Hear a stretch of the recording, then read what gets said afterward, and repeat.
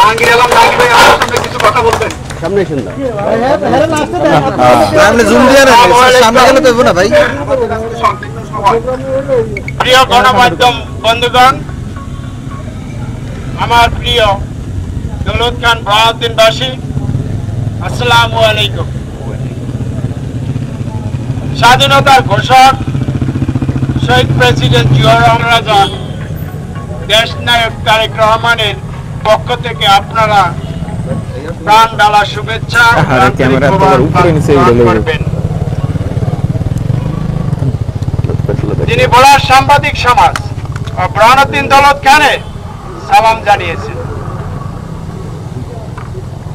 প্রিয় এলাকাবাসী, আপনারা নিশ্চয়ই অবগত আছেন 2001 সালে বিএনপি সরকার গঠনের পর থেকেই ভোলা শাহজাদপুর গ্যাস ক্ষেত্র থেকে কূপ খননের মাধ্যমে গ্যাস উত্তোলন করা শুরু করে। আজকের এই 5 দফা দাবি নিয়ে আমরা রাজপথে নেমেছি। এই 5 দফা বাস্তবায়নের সিদ্ধান্ত সাবেক প্রধানমন্ত্রী আমাদের দেশ নেত্রী বেগম খালেদা জিয়াই নিয়েছিলেন। এই 5 দফার কার্যক্রম বাস্তবায়নের রূপরেখা দিয়েছিলেন আগামী বাংলার রাখাল রাজা, গণমানুষের আকাঙ্ক্ষার প্রতীক দেশ নায়ক তারেক রহমান। আপনাদেরকে আমি বলতে চাই, আমাদের দাবিগুলো ভোলা বরিশাল সেতু, মেডিকেল কলেজ, পাবলিক বিশ্ববিদ্যালয় স্থাপন,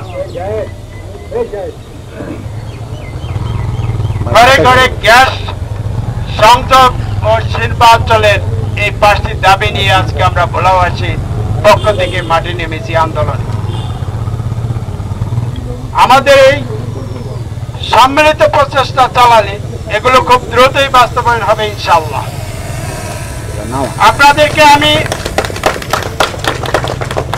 আপনাদেরকে আমি আরেকটি সুসংবাদ দিচ্ছি যে ভোলা মানুষের 5 দফা সহ অন্যান্য যত উন্নয়ন ধারা আছে তার সবকিছু বাস্তবায়ন না হওয়া পর্যন্ত আমি আমাদের নেতা তারেক রহমানের সাথে সবসময় যোগাযোগ রাখব।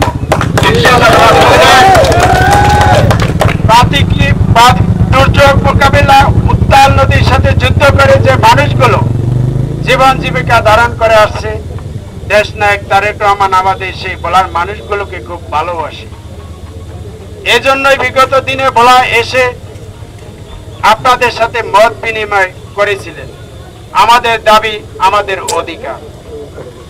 আগামী বাংলাদেশ জাতীয়তাবাদী দল সরকার গঠন করলে ভোলাবাসীর প্রাণের দাবিগুলো অচিরেই বাস্তবায়ন হবে এই ক্ষেত্রে আমি জাহাঙ্গীর মোহাম্মদ আলম সর্বদা সচেষ্ট থাকব।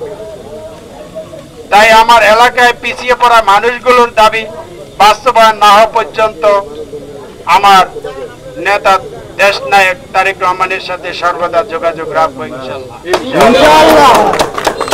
আপনাদের কাছে আমার চাওয়া পাওয়ার কিছুই নেই। আমি এই মাটির সন্তান, এই মাটিতে আমার জন্ম, আর এই মাটিতেই আমার জীবন সমাপ্তি। তাই আমি শুধু আপনাদের কাছে দোয়া এবং ভালোবাসা চাই। আপনারা আমাকে দোয়া করবেন। আপনাদের সকলে ভালো থাকবেন, সুস্থ থাকবেন, সুন্দর থাকবেন। আসসালামু আলাইকুম। আজকে এখানে আমি সমাপ্তি ঘোষণা করি।